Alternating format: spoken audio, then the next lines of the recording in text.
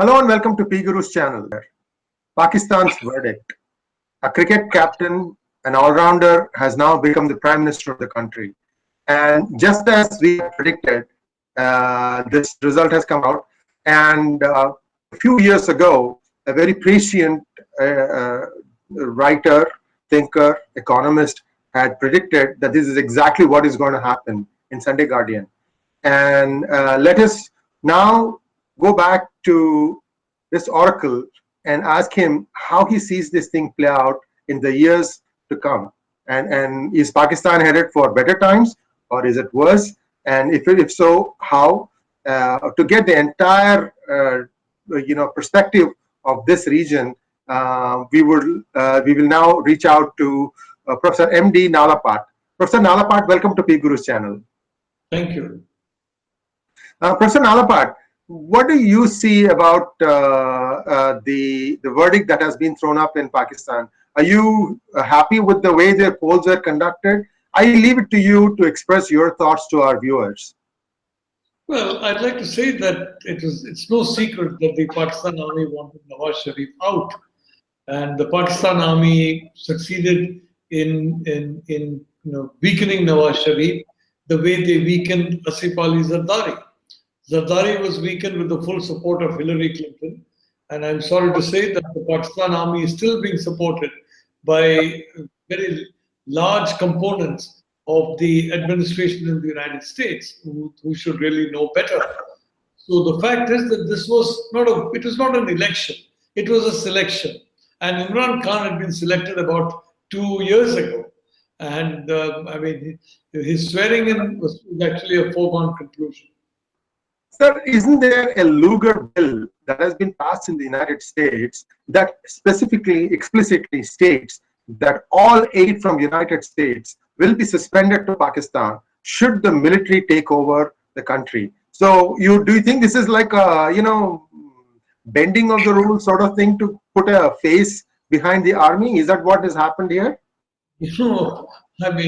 I'm talking from India, the home of the benami transaction and the benami properties. So you have a lot of benami politicians now in Pakistan who are basically benamis for the military. And Mr. Imran Khan is the most prominent benami politician in the list. He's basically a face for the Pakistan military, so that the Lugar Amendment will not be triggered. And he's a very acceptable face. He's a very, if I may say so, believable face for the Pakistan military. And the expectation is that he will ensure that assistance comes from the IMF, that the United States goes ahead with the Pakistan line on Afghanistan, and at the same time retains the very strong links with China that the Pakistan Army already has. So they are pinning a lot of hope on Imran Khan, and they're expecting that with his charm and with his acceptability across the board, including, I'd like to say, in India. The kind of gushing welcome that Imran Khan has got in India. Some politicians call him a Greek god. I don't know if they know the meaning of Greek or god, but they call Imran Khan a Greek god. So that kind of a gushing feeling, the Pakistan Army must be very pleased that in India also you got people who have been completely taken in by the charm of this man and who are not looking behind the curtain and seeing who's pulling the strings. Professor Nalapat, Imran Khan just proves again that good looks and good capabilities in terms of gift of the gab will go a long way and can go a long way to mask a lack of application of mind or any other ability to be able to rule in power. But be that as it may be, what do you see as a trend? What do you see happening now that army basically is in power? Then they can pretty much do whatever they want and still, fly under the radar as far as Lugar Amendment is concerned. How do you see this thing play out in the next few years? Is Pakistan going to be better under Imran Khan, or the same, or worse? Well, the army has been in power, barring very, very short periods of time, since the early 1950s. But I think this time they have overreached themselves in the sense that they have, frankly, Nawaz Sharif and his party, like it or not, have very deep roots in Pakistan, Punjab. The army itself has very deep roots in Pakistan, Punjab. So by going against Nawaz Sharif, they have in fact gone against the Punjabi establishment. Now the point is that the army is betting that Imran Khan will be able to get enough foreign assistance to ensure that the economy goes back to a high growth trajectory. If the Imran Khan fails to do that, for example, if he fails to get US support for the IMF to give a huge amount of loans to an economy that is clearly bankrupt, then of course they're going to be in serious trouble. My own view is that they are in serious trouble. The fact is that the Pakistan Army is a parasitic organization. It is a parasite living off the Pakistan people. And Imran Khan is not going to do anything to prevent that parasite from feeding off the people, because he himself is a parasite of the parasite. He's a parasite of the Pakistan Army. So from that point of view, I see frankly that there is going to be increasing social unrest and increasing political turmoil in Pakistan.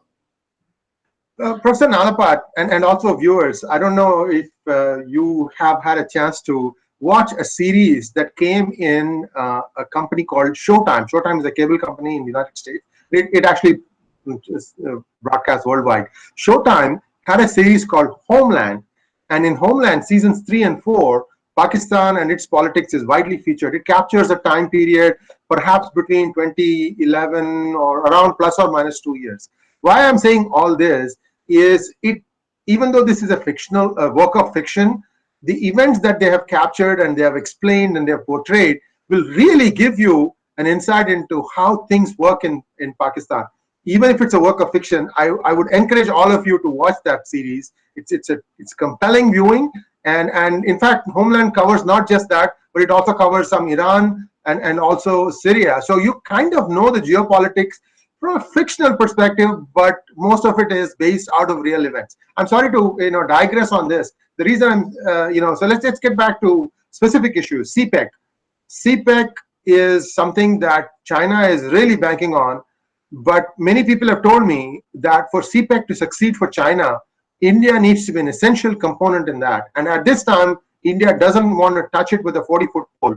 Do you see it the same way, Professor Nalapat? Well, I agree that India needs to be an essential component of CPEC, in the sense that India is necessary to try and make CPEC a profitable enterprise. But the reality is that the kind of instability that is there in Pakistan, it's very difficult to see CPEC becoming anything like profitable, because very frankly, the region, much of the region through which it is passing, is a very disturbed region. So I would say, for example, if there were a road from China to Sri Lanka through India, say, for example, the Red Corridor becomes a road corridor, well, then that will be profitable. But CPEC, I don't see CPEC making a profit. I think it's basically an act of charity by the Chinese state towards Pakistan. The Chinese, have a lot of affection for Pakistan, especially the Chinese military. And I think what they say is that, look, if they're so close friends of ours that we don't mind spending $30-40 billion on our friends. Sometimes, you are generous towards your friends. I think the Chinese have basically built CPEC not as a commercial venture, but I think as an act of charity. Sir, generosity from China comes with a price. As you saw it play out in Hambantota. Hambantota has been leased out for a 99-year lease to China. And China, although they say that they are going to just be located to Hambantota and they're not going to have armed forces stationed there, people are, snickering that, plainclothesmen, just because an army man doesn't wear his uniform and roams the roads doesn't mean that he's not one. After all, the way he walks and his gait betrays him. This is what I've heard from people. Now, I'm just going to juxtapose the same thing and apply it to Pakistan. Let's say the CPEC corridor roads are built. There are 2 roads, and both those roads travel through the heart of Pakistan. About 80 to 90% of the population of Pakistan is within 50 kilometers of these 2 roads. And what I'm also hearing is that the China is trying to create a buffer zone along these 2 roads because they want to ensure that goods will go all the way to the port. Now, and you can also see some unrest boiling over in Sindh, for example, where there have been some attacks on Chinese nationals and so on and so forth. So generosity has a very terrible price. And do you think China will end up paying a terrible price for its CPEC in Pakistan? Well, I think you will need to have a lot more Chinese coming into Pakistan and staying there for long periods of time if they want to make CPEC a running enterprise. I think that is going to be inevitable. But it's very interesting to look at the sociology, frankly. Now, the Chinese are very different culturally from, if I may say so, the Wahhabis, who basically are controlling the Pakistan army. Now, for example, Wahhabis say if you drink alcohol, it shows that you're close to the devil. If you eat pork, it shows that you're close to the devil. If women go around with their arms and parts of their legs uncovered, it shows that something quite not something that can be mentioned in civilized company. Now the reality is that this is all nonsense, and you know it. I mean, what you eat, frankly, what you wear, has no impact on the kind of person you are. Absolutely not. But it is very interesting to see what happens in Pakistan. The mindset in Pakistan with a very conservative Wahhabi mindset when they see this kind of thing going on. You remember that there was a Lal Masjid, and which had to be stormed by Musharraf because the Lal Masjid went on a rampage against the Chinese. The reason they went on a rampage was the Chinese love pork, the Europeans love pork, the Americans love pork. I mean, where you are, I think 90% of the population relish pork, and they take it at least, a few times a week. Now, you can't say they're bad people because of that. I would say 95% of the people take alcohol, I'm sure, where you are. You can't say they're bad people because of that. And women, they dress in clothes which are, frankly, suitable to the kind of occupation they have, to the kind of freedom that they need. And there's nothing wrong with that at all. You can't define a woman by the clothes she wears. And it's only a very uncivilized and barbaric kind of outlook that will define women with reference to the externalities like clothes. So I think that the CPEC will have a profound impact on the psychology of the Wahhabis in Pakistan. And frankly, my hope is that Pakistan will follow the example of Saudi Arabia. Saudi Arabia under the new king, Mohammed bin Salman, the new crown prince, Saudi Arabia is modernizing, it is de-Wahhabizing itself. It's a dangerous enterprise, and unfortunately, the conference has got involved also in a war against the Shia, which is a problem. He needs to stop that war and focus on the war against the Wahhabis, because on two fronts, you can't win this war. But I hope that what's going to happen through CPEC is that the Pakistan society is going to go through certain convulsions. So that's the positive that will happen. But one thing I'm very certain, CPEC is not going to make any money for China. The Chinese taxpayer is going to bear a very heavy burden as a result of CPEC. And that's why I'm saying it's an act of generous charity. China is going to bleed. Let's be honest. In their dealings with India, the Chinese make a lot of money. In their dealings with Pakistan, the Chinese lose a lot of money. Now, the Chinese military seems to love losing money, but most normal Chinese love making money. So I think this very close relationship with Pakistan, often at the expense of India, because, for example, China has got this policy of blocking India, for example, on the NSG, which is entirely because of the pressure from Pakistan.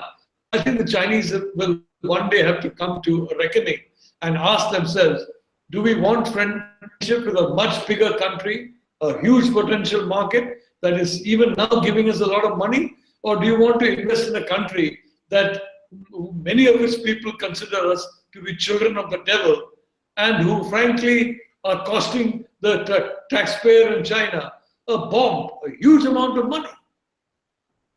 I certainly hope people in the know in China do watch this conversation, because sometimes you have to be shown the mirror. And I can guarantee this for our viewers, interesting times ahead for Pakistan and the whole geopolitics of that region as a whole. Thank you very much, Professor Nalapat. We'll be back with more such conversations.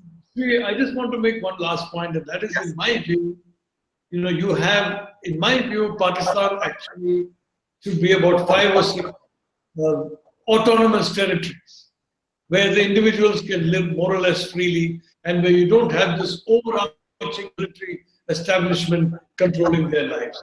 I think that's very important, frankly, that this happen. That's a natural process. It will happen in the natural course. And so far as India is concerned, I don't believe that it makes sense for us to try and prevent this from happening.